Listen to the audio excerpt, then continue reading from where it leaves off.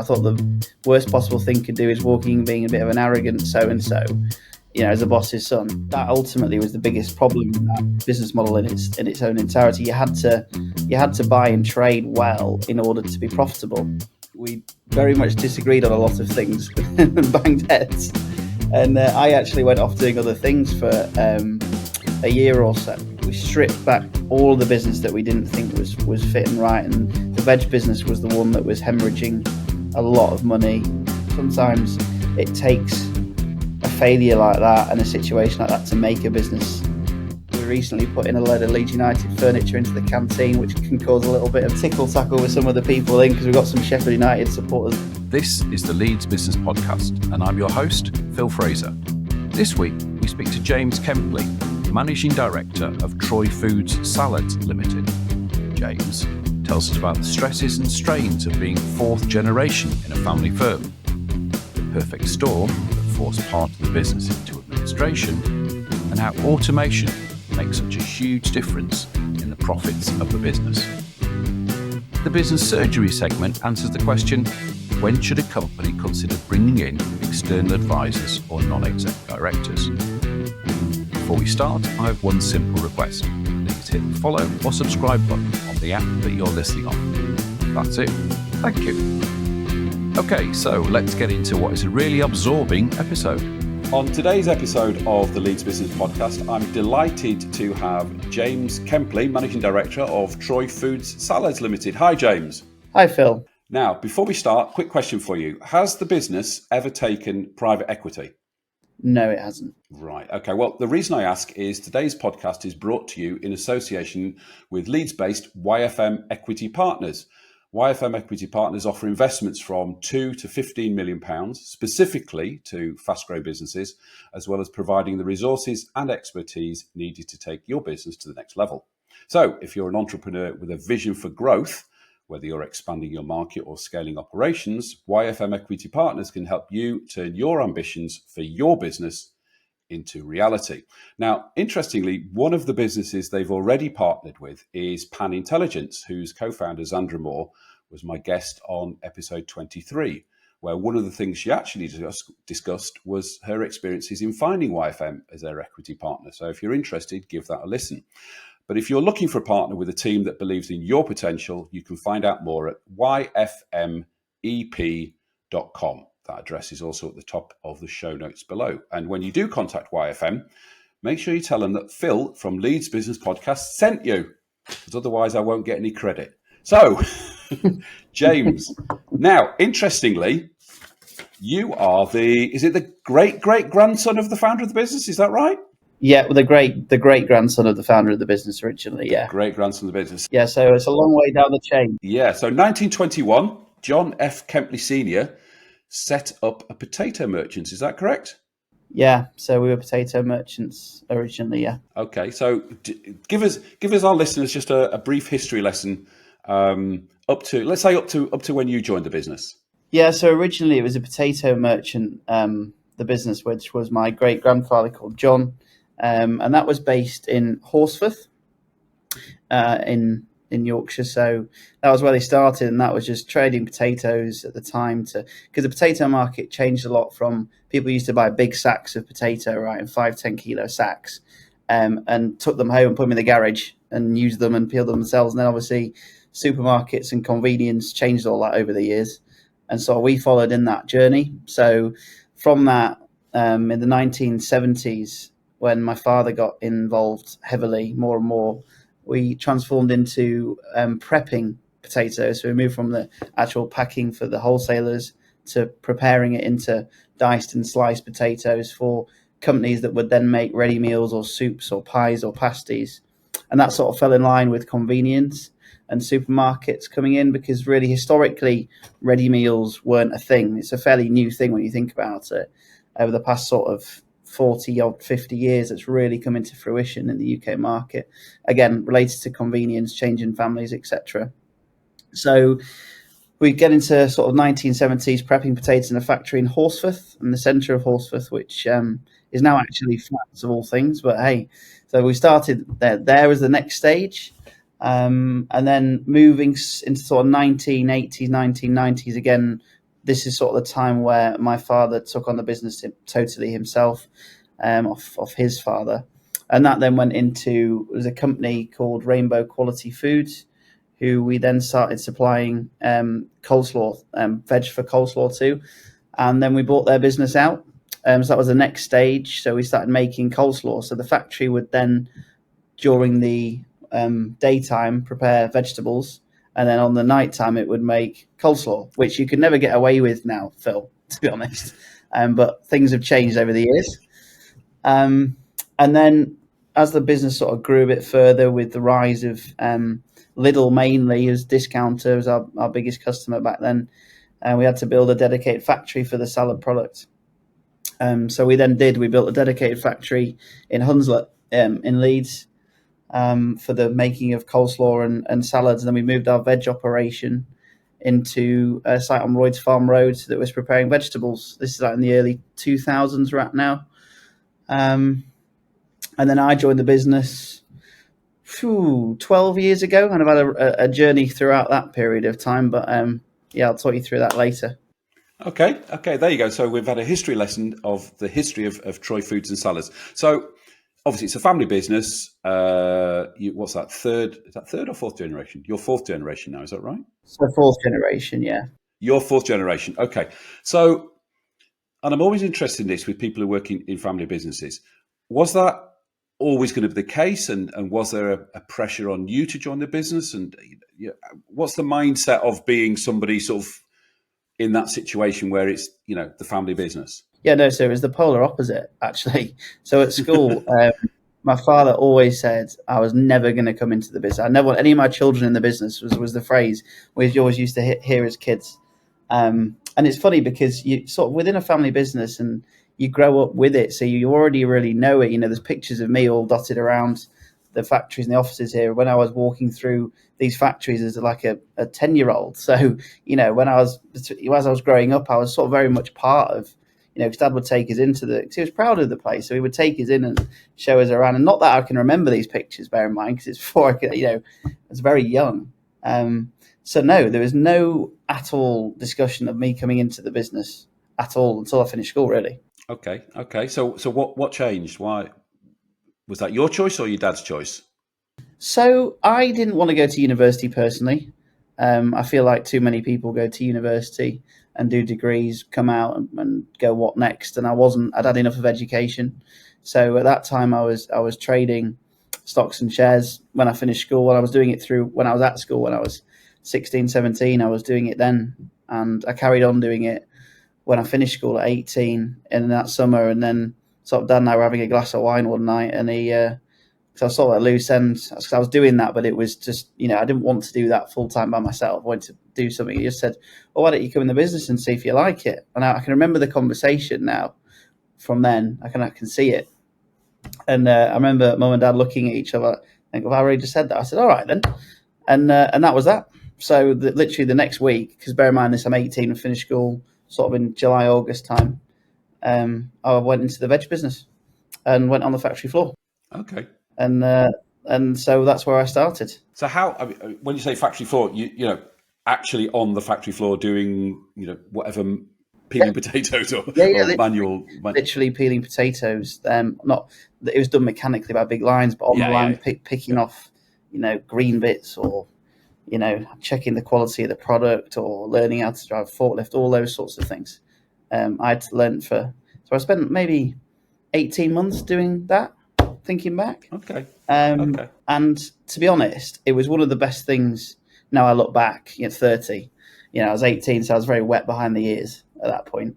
I look back now and think that was probably one of the best things I ever did. And it was Dad's decision. Me as an 18-year-old, that wasn't my idea of perfection, trust me. But for Dad, he was like, look, if you're going to do it, you need to go and prove to everybody that you're in it. You want to go and understand and get tucked into the business, not just come in at a management level. That's not, he thought it would be seen as an angle where if I actually go into the factory and do the hard yakka and actually show that I'm putting some time into the day-to-day and understanding the nuts and bolts of the business, that would go down well with culture of the business, and it did. Right. So that's where I started. And how did the rest of the staff sort of view you initially? Obviously, you're the boss's son, and you're sort of working alongside them. Yeah, that was the hardest thing. Because there was a bit of a mix of both, really. You've got an element of some people being very, very cautious with you because naturally, they're going to think, oh, where's this going to get back to if I say the wrong thing? Or so you got an element of that going on. And then you got an element of people, you're aware that everybody knows who you are. So you've just got to be, and the way I handled it really was to be, ask loads of questions, ask, be a bit of a sponge, and just work hard and work long hours and make sure that, I come across like I am, wanting to learn and understand from these people, because ultimately they knew more about the business than I did. I was an 18-year-old walking into it, so I should be treated no differently to anybody else. So I remember, for a period of years, I was just a sponge, really, trying to understand, trying to listen, trying to give people the time of day, and so navigating that was really tough. It was the toughest part, but it's sort of something I just took into my stride. And yeah, you just had to be aware. I had to be on edge to make sure I was aware and be a bit cynical of people, I guess, to make sure that I understand that, because naturally some people were going to try and trip me up. So yeah, of course. So you had all of those dynamics going on. But yeah, as I say, look back now, you think, well, people can't pull the wool over my eyes, whereas they probably could have done if I didn't understand these parts of the business. And back then, the business had, 2 factories, as I said to you earlier, doing coleslaw and the other one doing veg prep. And the business is a lot more complex now. It's a bigger business. We've got other things going on. But yeah, back then it was the best way of understanding the business from within it, really. Yeah, and I guess it buys you respect from the staff as well, doesn't it? Yeah, exactly. I mean, naturally, you earn respect, don't you? And sorry, not buy. Sorry, you only earn. Yeah, but you're right. You earn respect by your actions. And I thought the worst possible thing could do is walking, being a bit of an arrogant so and so, as the boss's son. I just thought, well, it would give me a harder time. So if I'm actually going to do it the other way, hopefully my time there would be easier. And so it transformed that it was. Okay, so you spent 18 months on the shop floor. Where did you go? Where did you go next in the in the business? Buying, yeah. So that was my first sort of step up to. So we had a buyer in at the time, and sort of he just threw me into that because I was always good at numbers, and I think I've always been a fairly personable person.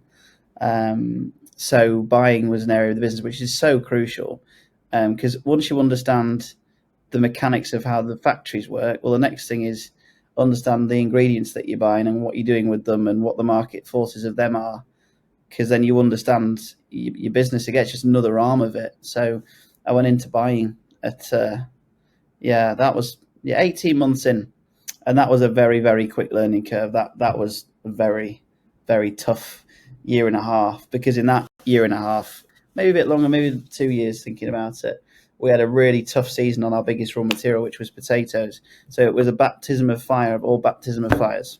Right. Okay. So this is you negotiating with your raw veg suppliers to come in to supply into the operation. Yeah, in effect, so buying the vegetables for the operation, which was about at the time 700-800 tons a week of vegetables, and mainly consisted of carrots, potatoes, and onions. Potatoes represented the vast majority of it, but it was in a season where we'd had a load of rainfall throughout the summer, and so it was the shortest potato season we'd ever seen. And we were having to trade, and it was trying to get hold of them was hard enough. Never mind, it wasn't like a buying in a contract sense. It was a trading every day on the phone, 6 till 6, getting product in the door, trying to do your best to buy the cheapest possible potatoes to fit the job, etc., etc. So it was. I really enjoyed it, actually. When I look back throughout my career of the business, that was probably one of my most enjoyable parts, because I like the idea of trading, and it was it was little wins you used to get and stuff. It was a good time, that, but it was tough for the business because it was a horrendous year. It was because it was just force majeure, basically. Yeah, everyone was in the same position. Right. Okay. And I suppose with the business you're in, a slight change in cost of buying must make a huge difference to profitability, those types of things. Yeah, I mean, in the veg business itself, the procurement of the raw materials was pretty much where you made or lost your money. And it's funny because we'll tie that into when, if we do speak about future events later on in the podcast.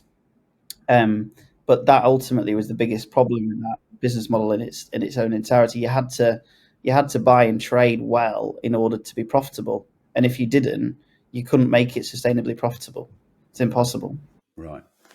So is cost in your biggest profitability lever? It was of the veg business. I'd say on the way the business is in its current state, no, it's a lot more about the wider picture, including labour and transport and your overheads, etc. But in the veg days, that was all about if you bought well, you'd make money. That factory, that was it. Because it was a low. If you think the context behind that is, if you think about prepared produce going into a ready meal manufacturer, the ready meal manufacturer is, say, making, I don't know, a shepherd's pie, for example. The potato is the lowest cost element of that product. So it was a very much, and there was a lot of, it was quite easy entry points. So there was no real it was low barriers to entry to get into that market. So almost like a farmer could do it very cheap, put a peeler in the shed and try and compete with you. So it was very, very, very competitive. Very. And then over time, what happened is more technical constraints come in, etc., etc. But yeah, massive part of the business work back then, buying the raw material. Okay. So in the James Kempley CV, what comes next after being a buyer? Well, the natural bit from after buying was to go into commercial. So that was my next sort of change from my one role to the other, because really it's similar. I think they're very similar roles, buying and selling, really. They're both understanding your markets, understanding your customer, understanding your supplier. It's the same thing in building relationships with people. Relationships, I think, are king in both of your supply base and your customer base. I think they're equally as important. So I thought it was a fairly transferable skill to move from buying into commercial, which I did. And I was in commercial for probably a good 3 years, maybe a bit longer. And commercial was all about just building the relationships and this was all at the time veg business focused. I wasn't really involved with the salads business at that time. So I've gone from veg factory to veg buying to veg commercial. Right. Okay. And then is the next step? GM, went up to GM of the business then after that. And then that consisted of sort of, looking after all the two, which then became 3 sites. So throughout that period, we added another site into the business, which was a distribution centre. So there we're doing, so we moved, rather than we have an off-site storage, we've got our own distribution centre. And salads was also growing in volume a lot at this point. So we basically put a big fridge into this new building. So there was an extension of the finished goods chiller at salads. So we then had 3 sites all within sort of 7-8 miles of each other. So it was looking after all the 3 businesses. We didn't really have an MD at that point. Dad was sort of the acting MD. And so my job was sort of day-to-day running of the businesses. Right. Okay. I think that's a good point to actually switch from your story to the Troy story, because you've mentioned two or three different things there. So we've talked about salads and we've talked about potatoes. Just talk through that expansion into a 3rd site. How did that fit with the business, and why did you have to do it? Yeah, so we had to move into a 3rd site primarily for space. Because the salads business kept going, it was only for the salads business, this 3rd site. It wasn't for the veg business. The veg business was self-sufficient, but the salad business, basically, when we built it in the 2000s, because of the growth of Lidl and Aldi and the expansion for us into new products, new customers, we needed another site in order to put the finished goods in through summer, because the salads business is very, very seasonal. Very seasonal. So, you can imagine if you go and have a barbecue, you're buying your sausages, your burgers, your coleslaw. It's a massive summer volume product. So you can be doing 500,000 pots a week through winter, and then it's 30 degrees in May, the sunshine comes out, and over a bank holiday weekend, you'll be doing 1.5 million pots. It's a ridiculous business model, but it's ours, so we've got to own it. And so we needed, through summer, we just outgrown the site. So we had to then, and that with that comes also the packaging storage as well. So it's almost raw material storage and finished goods storage. So it acted like a distribution centre. So that was a third site that we put in, which now actually is something different. But that was the next stage in the Troy business, really. Yeah. So in terms of just for clarification of people who are listening and watching, are we talking about the sort of bags of salad that you get in supermarkets and the pre-prepared salads? Is it in the pots and that sort of stuff? So what you're talking about is primarily coleslaw products. Okay. So you're doing premium coleslaws, standard coleslaws, reduced fat coleslaws, and then you've got pasta salads on top of that. You got food to go. You're doing couscouses, like feta salads. So anything that we call it wet salads. So to distinguish between the two, bag salad is like your leaf salad, your lettuce-based stuff. Ours is all sort of mayonnaise-based. So we also manufacture mayonnaise, and this is where the business actually has changed over the years. But we only made mayonnaise for our own salad business back then, because it's an ingredient. It's the biggest ingredient that goes into your coleslaw.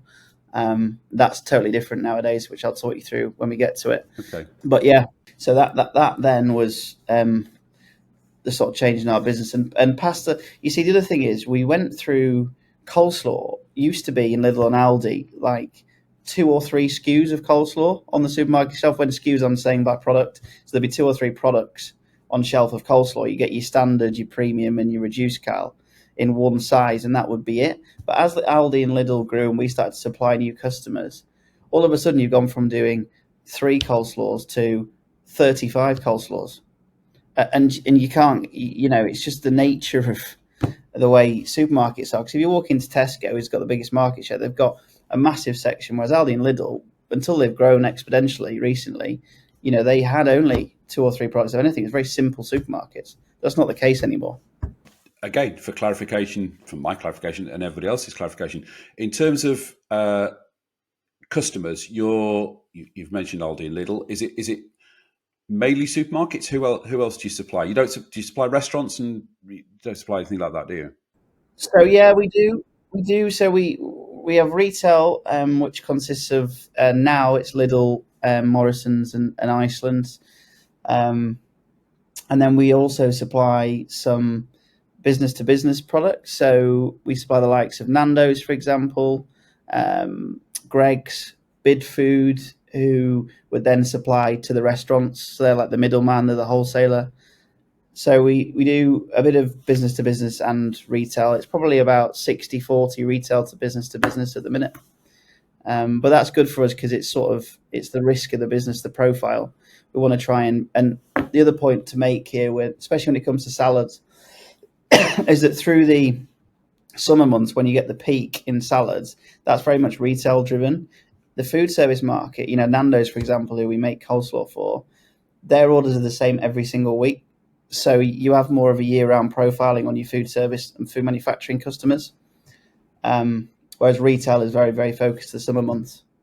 So for our business modelling, when we're trying to do, keep the sales up through winter, that works for us. That's why we went down that route of supplying into food manufacturers and restaurants. Right. Okay. I'm conscious we're sort of jumping around a bit. I'd like to talk about the veg business and it going into administration back in November 22. Yeah. Can you sort of give us a landscape of where you were before it and what happened? Yeah, so it's actually a bit of a fascinating chapter, this, in both my life and the business's life. So about a year to 16 months before that, me and my father had a gigantic fallout. So okay, I over various. So we'd done so well for like 8-9 years, and it just became a point where, without going into the details of it, we very much disagreed on a lot of things and banged heads. And I actually went off doing other things for a year or so. Maybe it was about 16 months in the end. And sort of, I went out of the business. Dan and I had fallen out. There was a lot of uncertainty. We had a financial director that was based over in Spain, who probably the one area of the business we never tackled properly was getting to the nuts and bolts of the finance arm of Troy. We were very good at making things, very good at looking after customers, buying well, but we weren't close enough to the finances, and I don't think back then. And we then hit a massive. So that had happened. Point one, me leaving, me and Dad falling out. We brought in a couple of guys from the industry to run the business through that period, and then you had the most ridiculous perfect storm of inflation, basically, which was the COVID era. Obviously, we all know what happened there with the Ukraine war. We know what happened there, and then we had the problem where trying to get good people was very difficult, and the cost of getting good people very difficult, because a lot of the Eastern Europeans, who I think were the heartbeat of our business, through COVID and through Brexit, went back to their home countries and never came back. And, I think that I see that all across the food manufacturing sector in the UK. It's everywhere you go. Everyone had the same problems, and still now is still very problematic. But that was a perfect storm back then. So, you put into account all that happening. You got your highest raw material prices you've ever seen on your main ingredients in the business. You're losing good people. Dad and I had fallen out. It was just a perfect storm for the business being put in some massive financial stress. And I came back into the business just before, probably 7 weeks before the administration. They're not linked. The fact that you came back, then you went into administration. Depends which way you look at it, Phil. maybe I came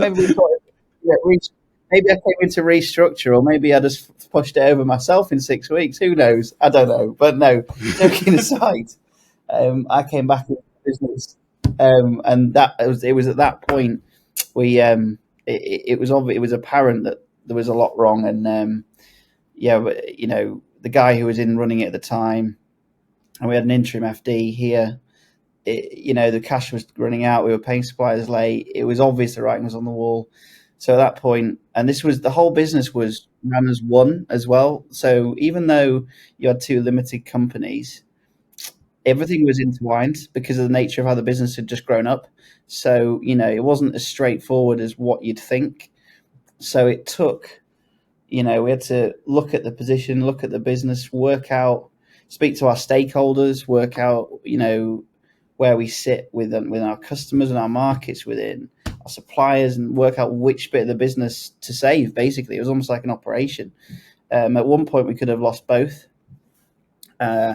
We nearly did. We were 24 hours off losing all of it. This is literally at that time, just after the first administration was done. And then through various conversations and various things we decided to do with stakeholders, with support from, which I have to give a shout out to, Interpath Advisory, who were absolutely brilliant through that time. We managed to restructure the business and save the salads arm of it. And then sat here 2 years later, the business has never been on a stronger footing, which is fantastic. But back then, it was clearing out so much of the, almost anything. We stripped back all of the business that we didn't think was fit and right, and the veg business was the one that was hemorrhaging a lot of money. It's a tough time, and I went through at that time as well. My sister passed away in that same month, and obviously Dad's daughter. She was only 23. So we had all of that going on at once. It was a really, really difficult time in both the company's path and mine. Wow. And I suppose it's easy with hindsight, but because of the way the business had grown up, you didn't know which bits were doing what and what you could do with and do without. And yeah, I suppose it should have been run as two separate businesses, shouldn't it? Yeah, in hindsight, now I know what I know now. I've learned more in 18 months than I have in the rest of my life put together. And one thing I would say about a situation like that is you learn so much more through a failure like that than you do from any day-to-day business operations that you're running, because you feel the pain, and especially with it being a family business, so you have pride element that falls into that. You have the connection to everybody that works for you. So you learn so much through that time, and how that made you feel. So you never, ever, ever will want to be there ever again in that state. And therefore the stuff that I learned, and Dad as well learned, both of us, was tremendous in that respect as a learning curve. Sometimes it takes a failure like that and a situation like that to make a business in a lot of ways. And it's interesting how, been around since the 1920s, and that's the closest it ever came to proper failure. What would you say were the key learnings you took from that period? Cash is king. Joking aside, cash flow is something I never understood. And I hadn't needed to understand it really. And all the levers within the business that then are moved from that, and there's certain KPIs that surround that you just need to make sure you're always aware of, making sure that you're in control and you know exactly where your costs are and your overheads. Overheads represent a massive part of this business. Probably about 15 to 16% of turnover is on what I would deem as overheads, so control of spend. It's one thing, if you've got people off left, right and centre spending money on things and you haven't got a lid on it, and you haven't, you're paying them in 60, 90 days or 45 days, and you don't know it's coming till after the monthly accounts have come out, the horse is bolted, and all of a sudden things go out of control. So it's all about like laser control on costs, P&Ls. I get P&Ls now literally within 5 hours of the start of the week. That's how accurate. And stocks and the accurate nature of stocks, we employ so many more people on stocks to make sure they're accurate, bang on. So you always know where you sit. So all the financial levers of the business, not just P&Ls, because P&L is one thing. Another thing is cash.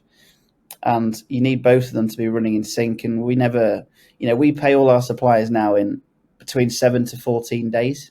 There's another thing as an example. Whereas before you were stretching creditors out up to like maybe 90 days, which, there's a big bank of creditors there if you're not careful and something goes wrong. So we keep our payments bang on in check. So it wasn't necessarily the manufacturing side of the business, because we understand that very well. It was more a handle on the financial side of the business that we learned. And we've got a very, very strong finance team in place now. Before we go into the post-administration time, I want to tell everybody about Leeds Business Podcast Fair Deal. The Leeds Business Podcast Fair Deal has two sides to it. Part number one, or side number one, is my side of the deal.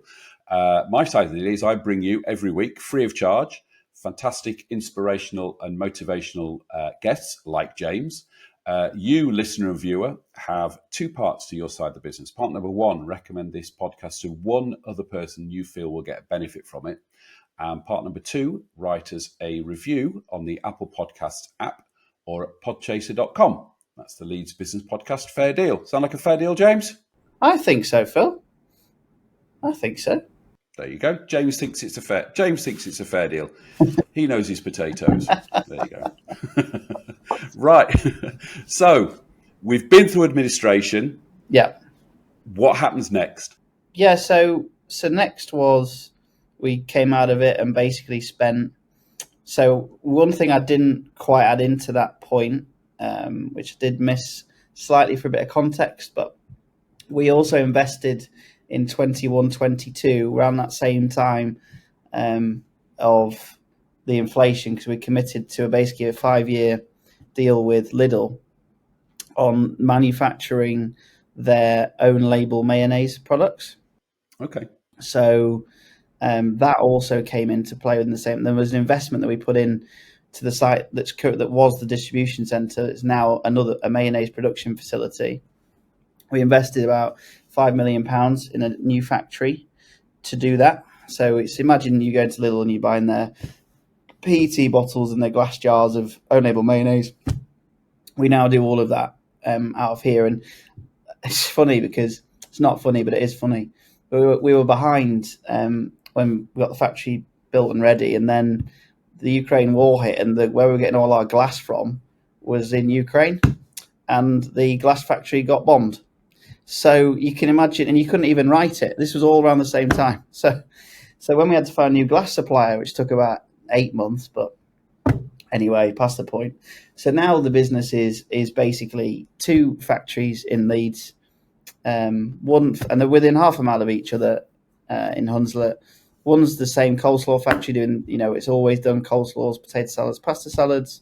and then mayonnaise also in that site for its own use and for some of the food manufacturing customers.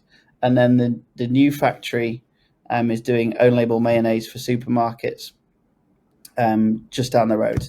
So they're about 60-40 in the percentage terms of the size of the business. 60% is the dressed salads and the coleslaws and the pastas, and then about 40% is the retail mayonnaise. And then the next step for us on the retail mayonnaise front is we're going to go into food service. We're launching a couple of brands soon into the food service area of mayonnaise, so into that restaurants chains through a company called Food Heroes. So that'll be the next. So we wanted to start with core mayonnaise. So just, your basically real mayonnaise, your light mayonnaise, and salad cream. So, 5 products, not many. But then the next step, what we're doing at the minute, is into flavored mayonnaises. So piri-piri mayonnaises, truffle mayonnaises. It's all in vogue at the minute. If you go into any retailer, you see all sorts of sauces. I mean, some of the stuff they bring out now, some of these brands, you just shake your head. But there is a market for it. And there's some good products that we've started producing out of here now, and they're in smaller bottles. So that's where the next stage of growth for the business is. Right. Okay. So it's 40% mayonnaise, 60% wet salads. And do you see it staying like that, or where else is the growth area?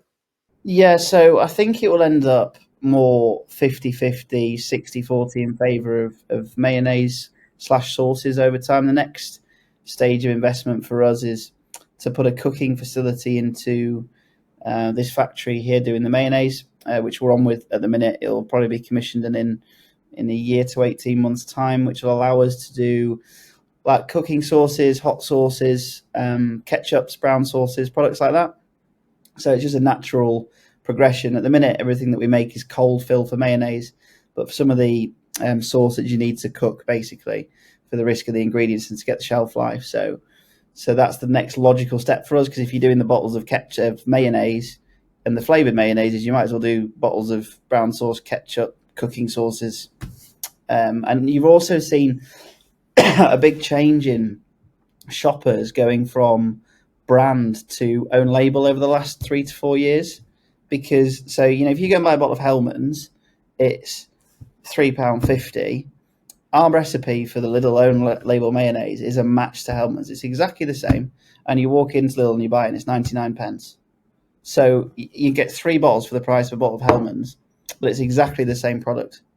And it's funny because people do taste panels on some of the newspapers and whatever else. And you read it and you think, because I know that 2 or 3 of the own label mayonnaises that we make are the same recipe, and you read it and you read it and you go, they're going, well, this tastes like this tastes like that, this tastes like that. So that's the same product.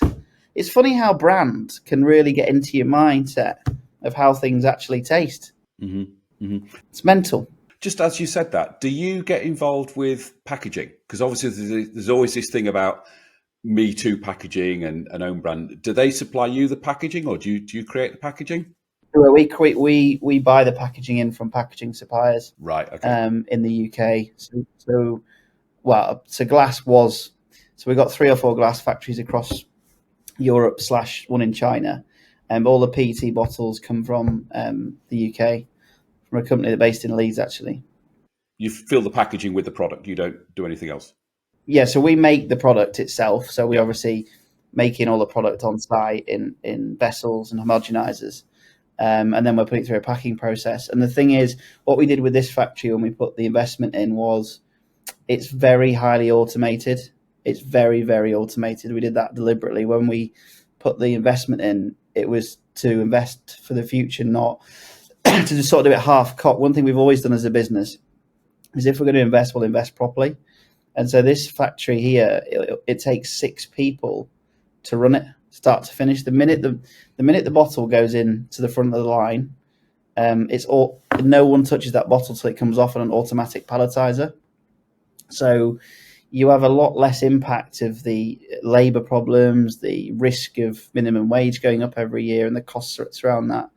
And we can do up to 1 million bottles a week in this factory with 6 people. Wow. Whereas the coleslaw salad factory, we can do 1.5 million a week units, but with 240 people. that's the madness. That's the difference in how automation can affect product. Yeah. And therefore, you're competitive anywhere and everywhere if you've got it that highly automated. And mayonnaise can be exported. You think mayonnaise is shelf life of 12 months on most core mayonnaises. So it gives you the opportunity to export. By the same token, it means that there's some competition that can come from anywhere in Europe or the US or China or whatever. So, they're totally different markets. The wet salad market is UK driven. It's short shelf life product. You buy a pot of coleslaw, it's probably got 6-7 days life on it. So it's a lot different business model. Right. Fascinating. Absolutely fascinating. Absolutely fun. We just go into shops and buy stuff. We don't think about all the stuff behind it and how it works. No. Just give us a flavour of the size of the company. What sort of turnover are we talking about? What sort of staff numbers are we talking about? Yeah, so we posted our annual accounts from April 24 last week, and the turnover is at 58 million. And we got 247 members of staff in the business. And then we use agency workers also through summer, mainly at this because of like I mentioned earlier about the salad business spiking. So we can use up to 100 agency staff a day through summer, which brings its own challenges, as you can imagine. I can imagine.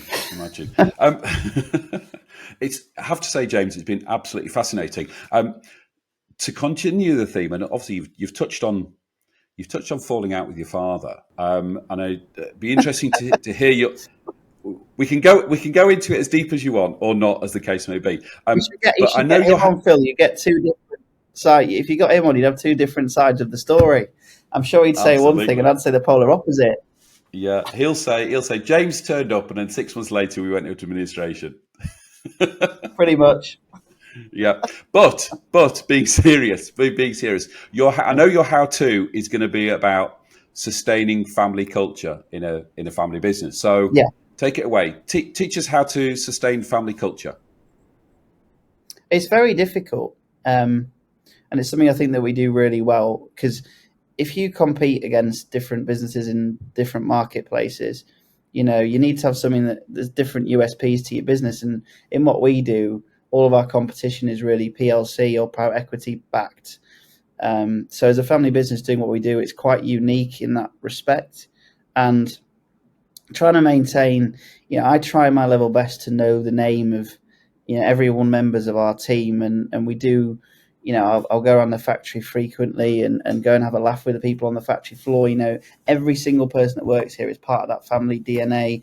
We do events constantly, getting people together, getting people out, mixing teams up. I bring my other half into the office. My sister's also here. So she's 23. She's also in the business. And it's absolutely crucial that people, when they are here, don't feel like they're just a number, and I think you can go to a lot of factories. Bear in mind, the labour pool has been reducing all the time over the years. And, everyone's just a number in these big food factories, because a lot of our food factory competition are employing thousands of people in these factories. And whereas with us, it's not that, everybody knows. My father will come around and walk around and speak to people, have a laugh. I'm around people all the time. We're always making sure that people are known. We have 10 people in the business that have been with us for 30 years, for example. That gives an understanding of, the level of commitment we have from a lot of these guys. And, ultimately they make the business. And this is what I say to them all the time now: keep them filled in with all the bigger picture stuff and investments and strategies. Because without those people, we don't have a business. I can't be on the end of a coleslaw line mixing mayonnaise.